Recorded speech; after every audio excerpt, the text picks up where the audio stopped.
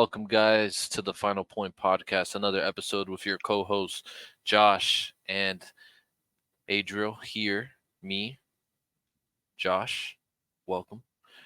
We're here to discuss some USA basketball because it's about that time to see what we're really made of, to redeem what we've lost, our I don't think reputation. we lost. I think our reputation has kind of gone down a little bit. We need to be this big, bad, scary United States of America again, and I think that's what we need to return to, because no one is scared of us. No one is scared of us no more. Yeah, so 2024 2024 Olympics in Paris is gonna be a movie. If you're a fan of basketball, this is gonna be the Olympics you do not want to miss. It seems like something has happened, Adriel. Um, that it wasn't always this case in the past. The top players in the world are playing for their countries. Usually, you always get in Olympics where it's like, um, for like Greece for the last Olympics, Giannis didn't go.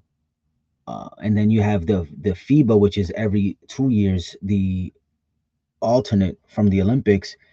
You have players playing for that, but then they don't play for the Olympics. This year is different. I feel like everyone is playing. Everyone who is everyone is playing. So this is going to be one of the most competitive Olympics since 2008. I don't know if you remember the 2008 Olympics Yes. when USA went to the wire with Spain, a very very talented Spain team. That was probably a Ginobili. generational Spain team. Yeah, If Spain ever had a chance to beat the United States, it was probably that that team, time. Yeah. led by the Gasol brothers, who were just generational talents. So big, so talented they were, and then all the shooters they had around. It was just that was a special Spain team, and I know they had a run. But this year is different. This year, a lot of uh the top players are showing up to play for their countries. We have some very, very talented rosters. Now, make no mistake about it, the US has the best players, but this is not a individual sport, as you know, Adriel. This is a team sport, and they are some really, really good teams in the Olympics this year. And I think to touch on what you just said, it's a team sport, not an individual sport. And I think what USA basketball has learned from last year's FIBA Cup is you may put together whatever players from the NBA that you guys pick or hand pick or whatever it is, whatever's the case, but if it doesn't fit, it's not going to work. And I think from what they've seen last year in FIBA, uh, how they got manhandled by many teams, I feel like now they put up the roster that could potentially work as a Well, great team. I'm glad you touched on that because the architect of this team is not the architect of the previous three teams that dominated since they lost in '06. Remember, um, there was a different regime that came in, and they kind of designed this USA Changed team how I thought it always should have been designed, where you have a pool of players and you choose them, and you actually, instead of choosing the best 10, you actually choose who fits better. I think they kind of went away from that this year, though. I'm gonna be honest with you, because there's a lot of ISO players on this roster. Okay, I'm curious to see who's gonna take a sacrifice, who's gonna not want to score as much, who's gonna become the go-to in crunch time. You got you have at least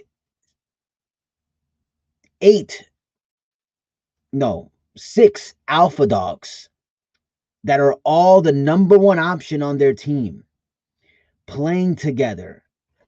How will that work? Who's gonna sacrifice? We don't know. Has it been established already? Are the older are the older players already saying, Ant, it's your team?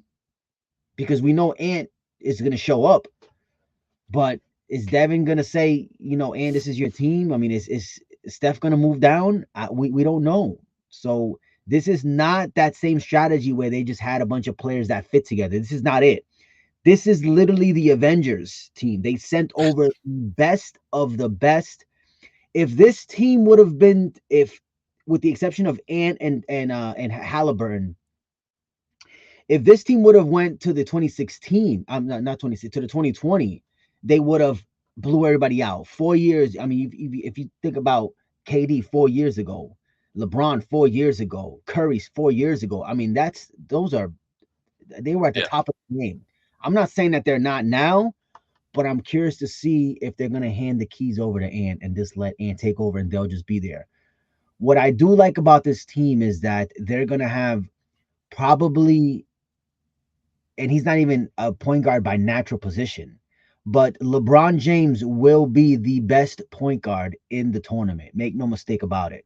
I think he runs Um, in that spot too, man, because age wise and uh, he knows he's been there already. He knows yeah, what the Olympic game is like. It's different, and you're gonna give LeBron James, be it so, he's 40 years old. I don't care. You're gonna give a seasoned LeBron James with the highest IQ in the world all those weapons. I think he makes it work. yeah. I think he makes it work. I think he runs it. Steph is your automatic shooting guard. It's yeah. I It's mean, it's we I don't know what it's gonna look like, but it's gonna be pretty fun to watch. They're gonna have a few scares. There's gonna be a couple teams that give them a few scares. They may even lose a game. Hear me out. They may even lose a game. But when you have this much talent, this much experience on one team, I think they figure it out and then they just blow everybody out. You're gonna even have I see that. you're gonna have games where they're down at the half. They will be down at the half, but they will figure it out and eventually just put it on turbo and just run teams off the court. I That I I, do I see that. anticipate. Yeah, I could see that. I could see that. Now I'm gonna put an interesting graphic up uh, for the podcast to see. We're gonna talk about this Canada roster, man. We got SGA,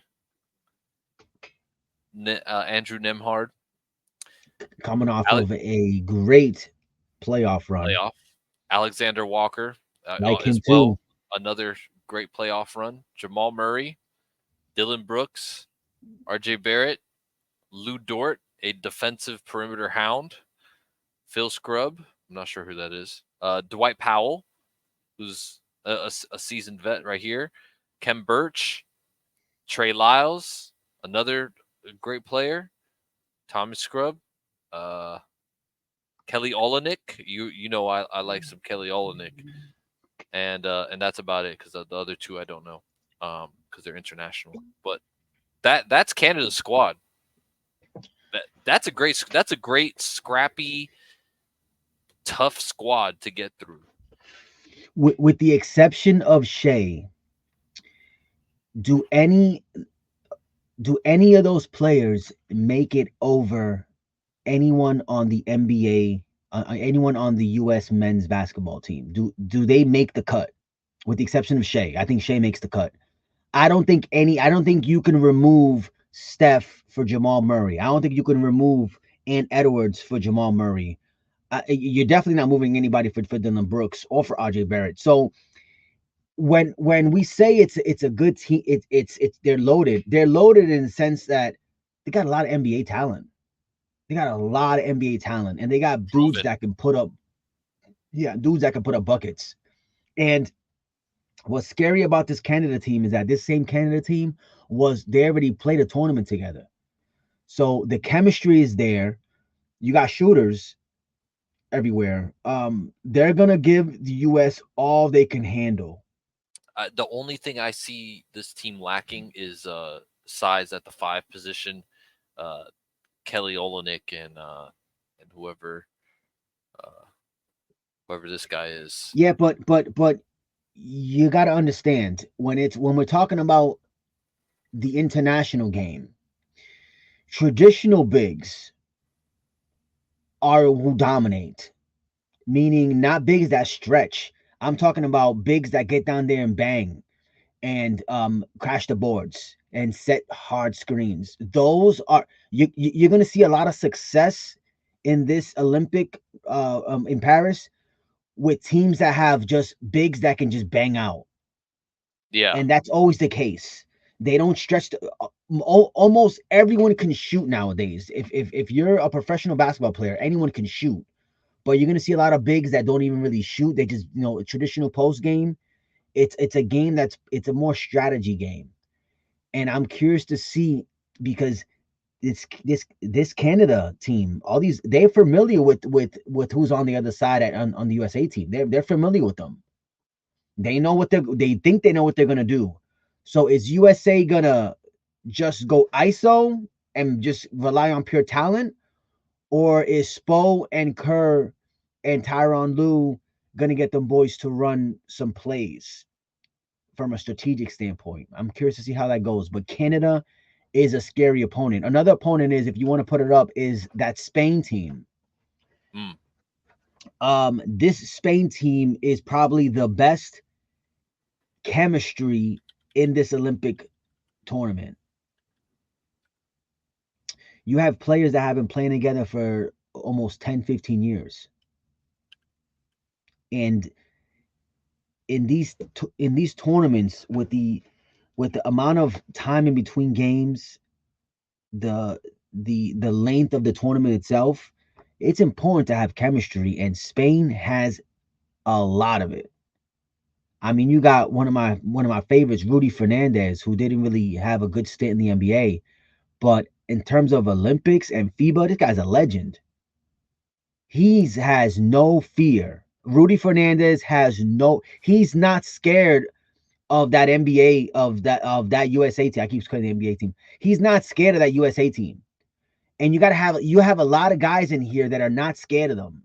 And like you said before, um, that uh, there's a lot of competition. The game has caught up internationally wise, and fact of the matter is, I mean, they're just not scared of them anymore. And Yeah. you give somebody confidence, man, and I feel like a lot of these teams have been bullied for far too long, and they're just not having it anymore. They are coming out to compete. Also, we have our friend here, Honcho Herman Gomez. he plays really. Yo, he's one of them dudes that play really good in the Olympics. Yeah, Like yeah. he looks like he's like, yo, where's this guy been at? But then he gets to the NBA and it's like, oh, okay, yeah, it's that guy. It's He's one of those. it's kind of like how I feel about uh Franz Tecchio from Detroit. Yep, yeah, but he's one of Yeah. those. Hey, but he's gonna ball out when he's in the Olympics though, Hmm. and that's how it usually goes. And Juan Nunez is actually interesting because that was one of the, if I'm not mistaken, yes, he's a draft pick. Someone just drafted him, and I'm sorry I don't know this, but his that name is someone just drafted him. He's gonna run that Spain team, and you watch how this guy facilitates this Spain offense. Spain is very, very good, very sneaky to uh make some noise in this Olympic tournament. Look for It, Spain to beat a couple good teams and Spain just has off of always their had chemistry. talented basketball players, and they've bred one of the best. Uh, they have also been one of the most competitive basketball teams internationally. Um, which I agree with you. They're probably going to be one of the teams to beat. It's pretty. Also, side note, it's pretty crazy that this guy is only 20 years old. He looks way older than I am. He does, and listen, he's been playing pro basketball for a long time. Yeah, And that's what's gonna separate the boys and the men in this tournament, that a lot of these players have been playing with grown men for a long time. And that's, you see like, oh man, this dude is good. They don't get rattled too easy. They're I expect them to make some noise. Also, if you can pull up our the motherland, Puerto Rico. Shout out to Puerto Rico. Shout out to Coach Cologne. Shout out to Carlos Arroyo. The Puerto Rican men's national team is back in the Olympics after almost a plus 20-year break. I say break like if they weren't trying to make it, they just did not qualify for the Olympics in almost 20 years. And this team that they put together, the approach, the the thought process behind this team. I got to watch a podcast with Coach Cologne, and he talked about how he made an emphasis to establish the family aspect of the team. You know, because when you go into these big tournaments, it's important to trust your teammate, and that's what the U.S. men's basketball team lacks in some tournaments. Even though they blow teams out, but they're just not really familiar with playing with each other. And you got to have that family bond sort of camaraderie going on to help. And this Puerto Rico team they're gonna be fun to watch. Are they gonna win a bunch of games? I don't know.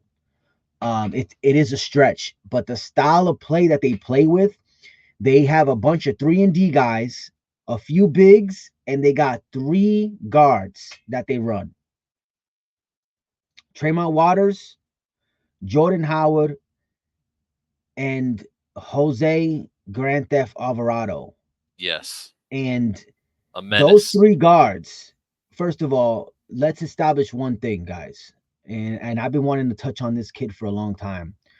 We never got a chance to do it because he's not in the NBA, and we usually talk NBA.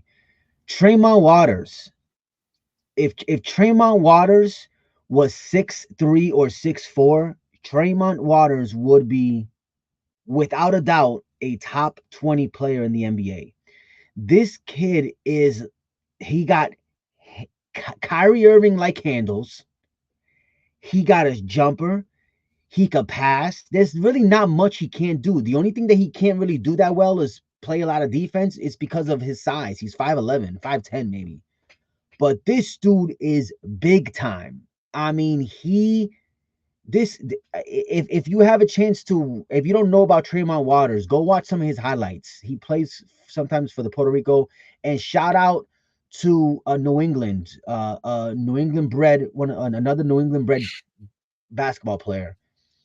But this dude is big time, and he's running the show. And then they add Jose Alvarado, which, I'm sorry, I watched some highlights of Jose Alvarado in this Olympic qualifier. Jose Alvarado has come to play. It's a very New, scrappy guard, man. if you're the front office in New Orleans and Two-way you're player. watching, yeah, if the front office is watching this Olympic qualifier, give Alvarado more minutes because he's just a flat out scorer. He's a baller. He hustles. He Defense, shows he up. tries. He No plays moment bigger than too what he big. actually is. Absolutely, and he hit some big shots in that tournament. Had some crucial defensive plays down the stretch.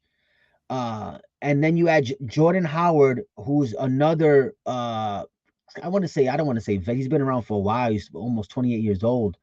But I remember he did get drafted. He's 5'11", Yeah. but he is an absolute sharpshooter. 2018 draft. Yeah, he's an absolute bucket getter. So you got 3 guards, a couple 3-and-Ds, and some bigs, and you put that all together and you run an offense that works for everyone. And Puerto Rico has qualified for the 2024 Olympics in Paris. And also Stevie Thompson. Listen, 2019 draft. this team is well put together. They knew what they were doing. And a lot of players were left off this team, I heard, that were actually really good too. But Hmm. they felt comfortable going with the 3 guards. A lot of them And went undrafted. mhm, yeah.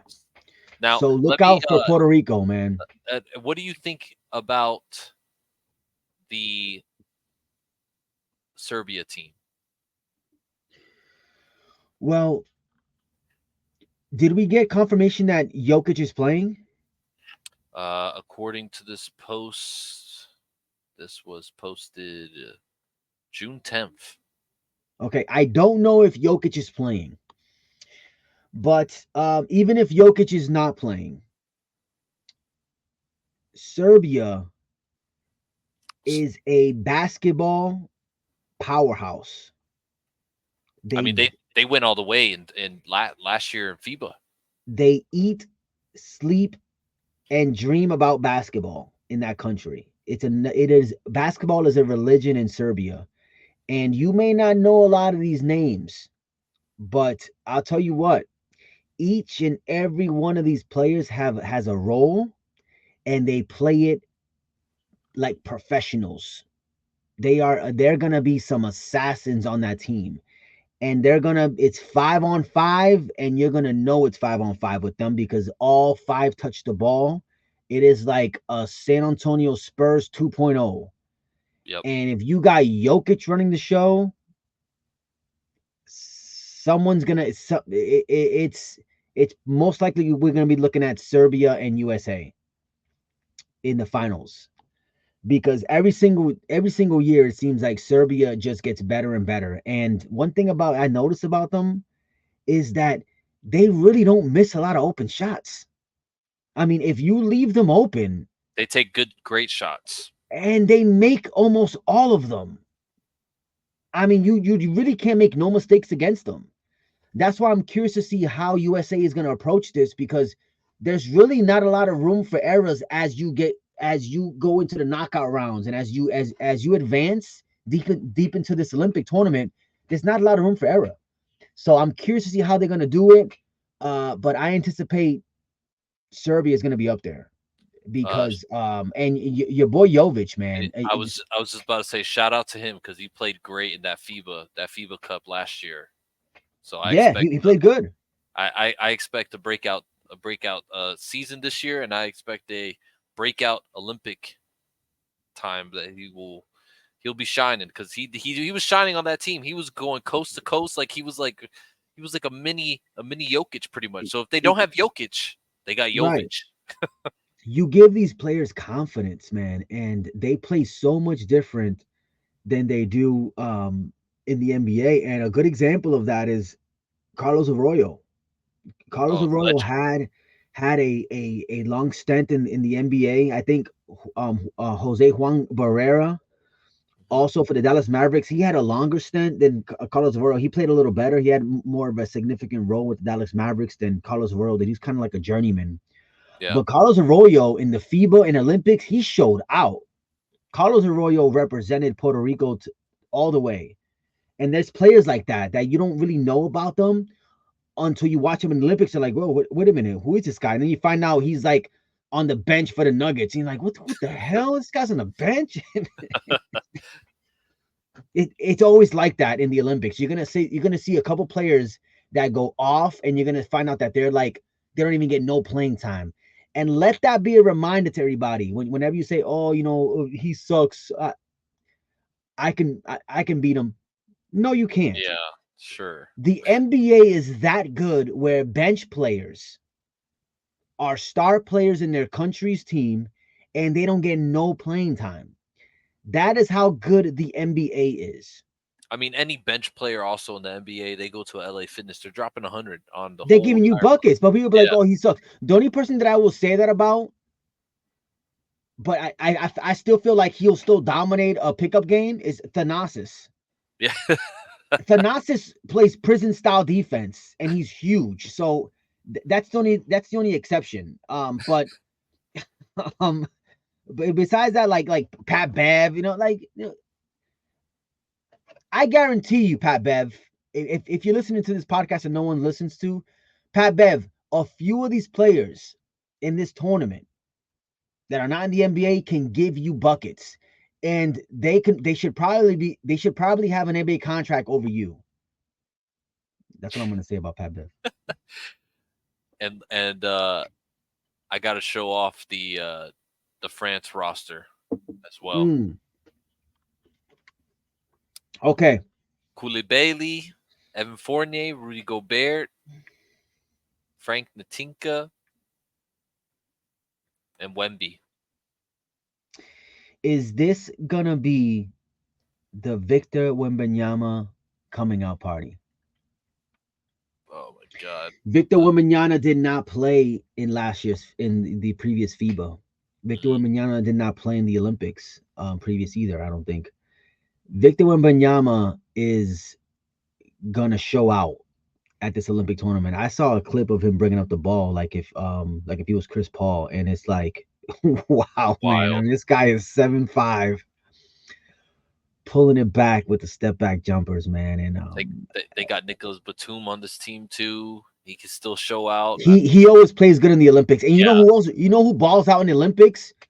Which I don't understand, because then in the NBA, it's like, dude, do what the fuck you just did last summer. What I saw you do, Evan Fournier. Oh yeah, yeah. Evan This guy. Fournier shows out in the Olympics and in FIBA, but then he don't do shit in the NBA. He's I don't so fucking get ineffective. it. The problem with him in the NBA is that he's very ineffective. It's But his he time. looks dominant in the Olympics and Oh yeah, FIBA. for sure. I don't know what it is. I really don't. Maybe it's something in the jerseys, but And what's then gonna be also what? Frank Nicolina is Yeah, another one that was a yeah. disappointment in the NBA. He didn't really get. I mean, that's another disappointment. And what's gonna be crazy on this team is the Twin Towers. If they run that Rudy Gobert and Wembanyama starting lineup, man. We have Joel Embiid and Anthony Davis. When you put both of them out there, which I don't think they will much, because um, I just I don't think they're gonna run them both on the same lineup. Maybe they will, but I think Bam fits better with either one of them. But that's gonna be a really good matchup. Victor Wembanyama, Rudy Gobert, Joel Embiid, Anthony Davis. USA got the best centers in the NBA. Literally. Joel Embiid and Anthony Davis. Much better than that, it does not get. If you want to get better than that, they're in another country. Anything better than that? Jokic, of course. Yeah, he's not part of the U.S. So this is probably the best centers that we've ever had. Yeah. Do you know what scares me, Adriel? Is that we are 1 to 2 injuries away from an oops, because this is a very injury prone team. I I'm nervous, man. I mean, we just had word the other day that Kevin Durant is going to be sidelined. Yeah, I'm kind of worried, man. I mean, I don't know how much. Do you know who I expect to take on a big role? And I don't know why, but this name keeps sticking out to me, because his body language in the huddles of some of the clips that I've been seeing, he just looks so fucking locked in. And that's none other than D Booker, man. I think D Booker is kind of like built for Olympic basketball. Super competitive, super competitive. Not that friendly, and I think this is his first Olympics, if I'm not mistaken. I don't think he's ever been in the Olympics. Not that I remember, and Yeah, I don't think he is. especially off of the season that he had last year is kind of disappointing. I feel Right. like this year he's going to have a Yeah. breakout, and I think he's going to take off in the Olympics, and that's going to carry over also into the regular season, where I think he's going to have a way better regular season than he did last year. Yeah. And he does look locked in. I agree with you because He looks so locked in, and I expect at least 3 games where the leading scorer is a different player. And one thing we're not talking about, he's silent. He doesn't speak much. Nothing really gets an emotion out of him. But we have Kawhi Leonard, guys. We have a healthy Kawhi Leonard playing defense. cross your fingers. Cross our fingers. But we have a Kawhi Leonard and Drew Holiday defensive duo that is going to be a sight to behold. It's just hounding the ball at all You times. are you telling me that you get to give D Booker a break? and Edwards gets a break, and you got Drew and Kawhi Leonard playing defense, locking up the best players on the other end, and you're giving these guys a break. We don't know what's gonna happen. This is gonna be amazing. I cannot wait. I agree, man. This year's this year's Olympics is going to be one for the books, and Mm-hmm. that's for sure. So let's go ahead and move on to our next topic.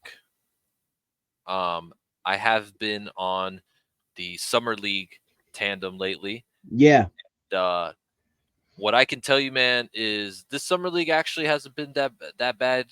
You know, I get it. It's summer league. It's nothing to really take into. it really isn't, man. It isn't. However, as a basketball fan and not Yeah, seeing any basketball and was still waiting for USA this is filling my void that's all right you now. got. Yeah. And I gotta say, from the first 2 days, Ricky Council out in Philadelphia, along with Jared McCain, they were showing off some things I really like. I like their game. I honestly I didn't even know who Ricky Council was until this game, but I like his game. I saw that he's on a two-way. So let's see what he turns out to be. But man, he took over that game at the very end. Uh, Came out with 29 points, 6 of 9. Scored 19 in the fourth. I mean, the dude really played crazy. I also want to highlight Zach Edey because I think a lot of people had a lot of questions of how his game would transfer on to the NBA. And we still have to see how this is going to come into fruition for Memphis. But he did tip have a tip that took the game all the way to the end of regulation into OT. And it looked like he has this motor because he was missing, and it frustrated him so much that he was able to get in position to get that rebound and tip it back in for the OT. So I like what I'm seeing. He's got the drive. Um, he does have the fundamentals, but I am very skeptic on his game translating to the NBA. So I guess we'll just have to wait and see on that part. Well, Zach Edey, one of the biggest questions for him was, can he play defense in the NBA? A lot of switching. Hmm. Can he guard the pick and roll? I still don't think he can guard the pick and roll. Same. We can't put so much stock in summer league. Unfortunately, we cannot. We've seen this over and over again. Players go off, have great summer leagues, and we never hear from them again.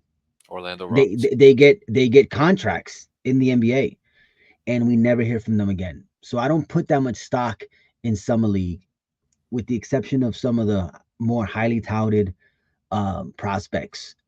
Zach Edey for me was not one of those. I told you we've already spoken before on some of his deficiencies. I think they'll be highlighted, they'll be exposed in the NBA regular season.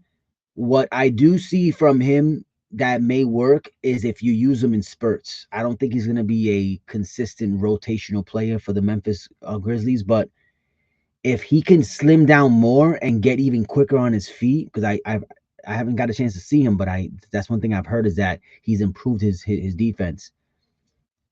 Maybe he'll prove me wrong and prove a lot of other people wrong, because his only my only concern with him is his defense. Yes, Teams are gonna be going at him. I'm talking about bringing him up all the way past the 3 point line and especially the and bigger wings. making him guard them screen and rolls. So is he gonna be able to do that? I don't know.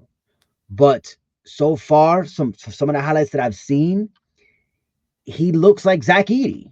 Yeah, 15 rebounds, 14 points, 4 blocks in 32 minutes. He looks like Zach Edey. He had a very, very impressive college career. He got better and better every year.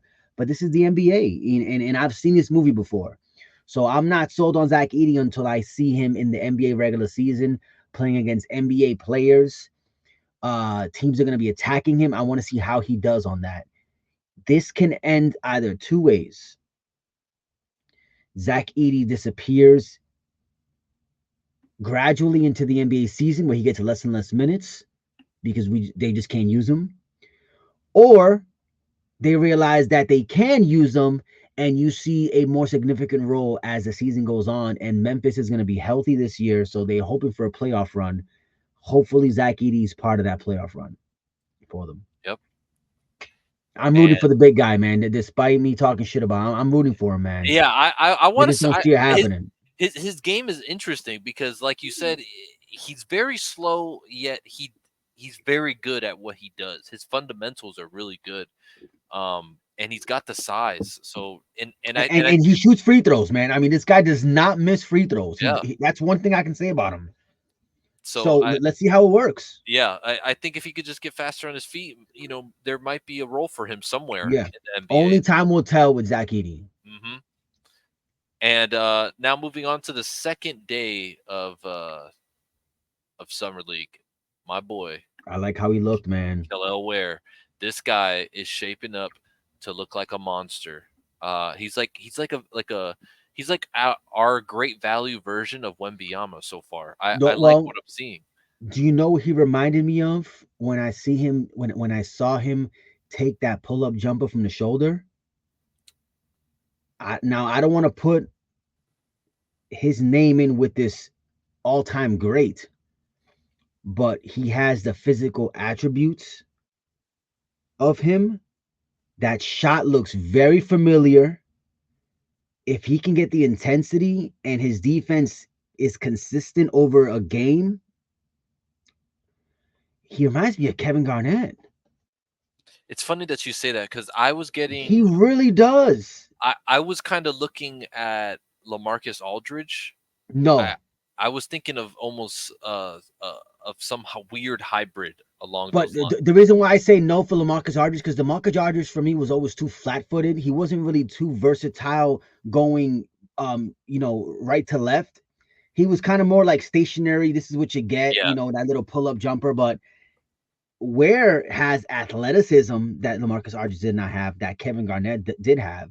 for sure. He had the length, and Kevin Garnett's pull-up mid-range was Oh, one of the most yeah, unstoppable shots in NBA history. I mean, this he did not miss from there. it was always money. Similar to Bam's mid-range game. What Bam's mid-range game is becoming, where it's like he does not miss from in there, man. If he gets the shot, he's gonna make it. And where Bam, I mean, if they can figure it out, If they can get them to play Miami at the may same have man, time. Miami may have come across some gold. Yeah, I'm really Yeah, liking what I I see. liked what I saw at him. He came out last game, 26 points, 11 rebounds. Even in the first game, the blowout to Golden State, where we only scored 60 points, but again, it's summer league. He had at least a 15 point, almost a double double in that game. So I mean, I feel like with the second game, he kind of got those jitters out and he went attacking the basket. I mean, the guy defends the basket. He can get blocks. He can rebound well. He can score. He has a mid range. We haven't seen any of the 3-point shooting that he was known for, shooting 40% from three back in college. But I guess time will tell on that part as well. But the fact that he has that in his arsenal um, will only come to him as he goes into the NBA. But I like what I what I saw from this guy. This guy looks like the real deal, man. Uh, Cole Swider. I'm gonna say something on him just because a lot of Heat fans I've been seeing him give him a shit ton of hate lately. I like Cole Swider, but I also don't know if he's going to fit in the NBA because he's a small guard and he doesn't really have much athleticism to him. And I think what's hindering him right now is his defense, which is a gigantic question mark. I know he's made it public that that's something he wants to improve upon, but the guy can shoot, man. This guy can shoot. He can shoot. However, I just don't know if he's gonna form into something. I don't know. He's having a great summer league this year, and he did play some last year, but Listen, I don't Adriel, know, Adriel, man. Adriel. We were just talking about the Olympics. Yeah, You're gonna see a whole lot of players that can shoot and will never make the NBA. correct. So just because you can shoot doesn't really mean anything. Unfortunately for Cole Swider, his height will hinder him from having an NBA career. And I hate to say that because when you're that small, and I used to tell my kids this when I was coaching AAU, the difference between size in terms of guards and centers, point guards and centers, is if you're one of the smaller players on the court, you have to have intangibles. You got to have that dog in you. You got to have that dog in you. You got to be able to pick up someone 94 feet. Okay. You have to be able to hit open jump shots at a high rate. At a high rate. Unfortunately, just shooting is not going to get it done. It's not. It's one of the big. It's something you need in the NBA, but it's not going to get it done. And that's one of the bigger reasons why you see players like Peyton Pritchard not getting a lot of playing time. But absolute ballers. They're absolute ballers. And the three guards, with the exception of Jose Alvarado, and he proves my point. What is Jose Alvarado known for in the NBA? The defense, his steals, two-way Defense. play. His defense. If Jose Alvarado didn't play defense and he He, just had a really yeah, nice shot, Jose Alvarado would not be on the New Orleans Pelicans, or he would not be on an NBA roster. And that's just the reality of it. He would not. it's true. As good as he is, he would not. Tremont Waters, when you spoke about him earlier, Hmm. he's not in the NBA because of that. You gotta have something. You gotta have something else that you do really, really, really well, and it's usually defense. Yeah, And that's why Cole Sliders, he's not defense. gonna. Defense gets you playing time. Yeah, That's just flat out how it absolutely. is. And then I just want to touch really quick on like how we were talking about earlier, Ethan Thompson from Golden State. The same point like you said. I mean, this guy can either translate to the NBA or we might not hear about him ever again. However, the last two summer league games, he has unloaded. Debut with 27 points. Second game, 22 points and 11 rebounds over the Lakers on Sunday. This guy can ball. Also from the Puerto Rico team, Ethan Thompson used to play for Manatee's Puerto Rico team. In the BSMPR, Hmm. So that's the Puerto Rican league in Puerto Rico. he's extremely talented. I am very interested with him because he really him and Khalil Ware are the two biggest standouts for me right now in summer league. I liked what I saw from him, and yeah, I'm hoping to see what happens with these guys to see who translates and who will just be another summer league legend. Um, but now let's talk about some NBA news.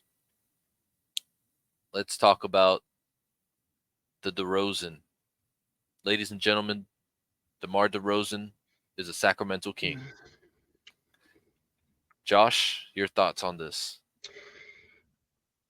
When I first heard the rumor that DeRozan was gonna land in the Kings, I thought about the fit.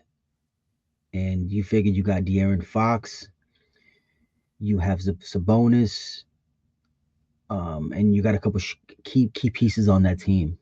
Um, but I don't think this is what De'Aaron Fox needed. I don't think this is what Sabonis needed. DeMar DeRozan is going to be an okay fit in the Kings, but unfortunately, I don't think that moves the needle. I don't think it gets them over the hump. First of all, uh, he's an aging star. He doesn't shoot a lot of threes. He lives in the mid range game, but so does Sabonis. So I don't know how they're gonna make that work.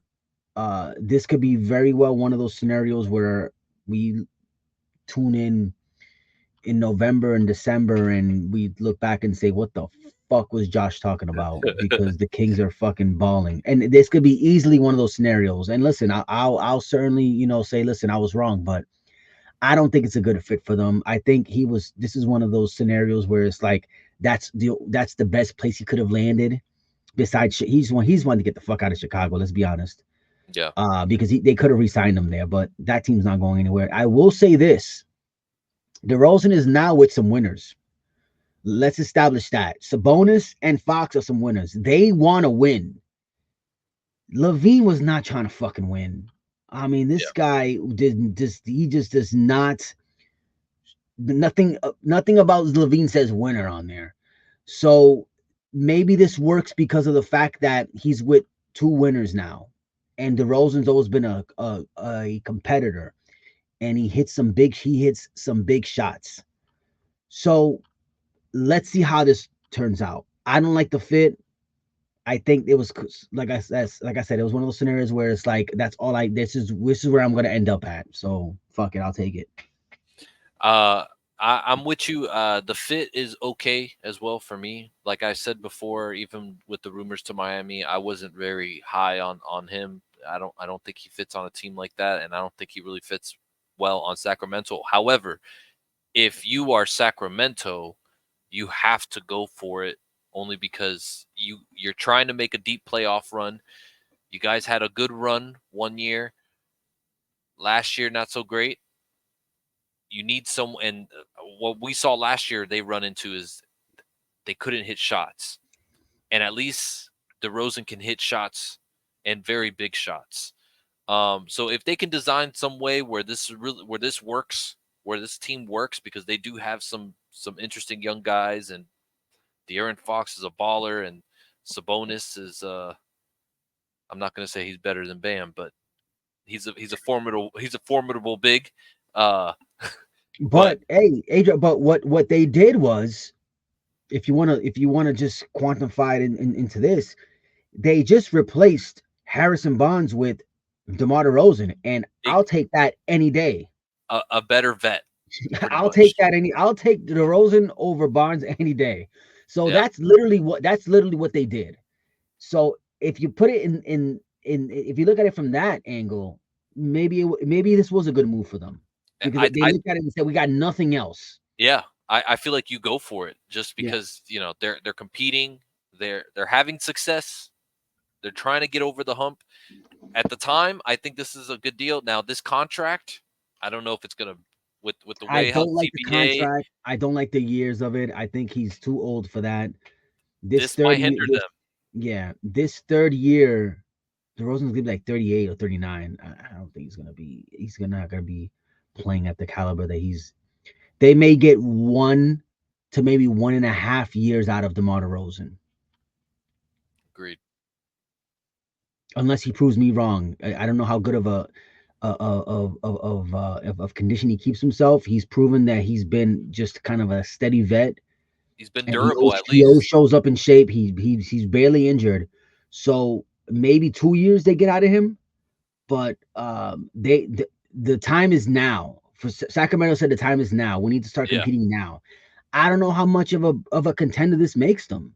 I'll be honest with you. I yeah. don't know. I mean, I'm not. I, It was like, against whoa, they got DeRozan. Okay, against teams like OKC, Minnesota. they're not there. Yeah, They're not there. it- They're about a one more piece away. yeah. And let's see what free agency the free agency has. They I'm not sure about their cap space, but I'm sure they could potentially make some moves. Uh, let's see how this team rolls out and go from there, my friend. Um, but thank you guys for joining us here on the Final Point podcast. This is all we have for you guys today. We will be having an upcoming episode right before as well the USA basketball tournament start to go. And we will see you guys on the next episode of Final Point. Thank you guys. All right, guys. Peace.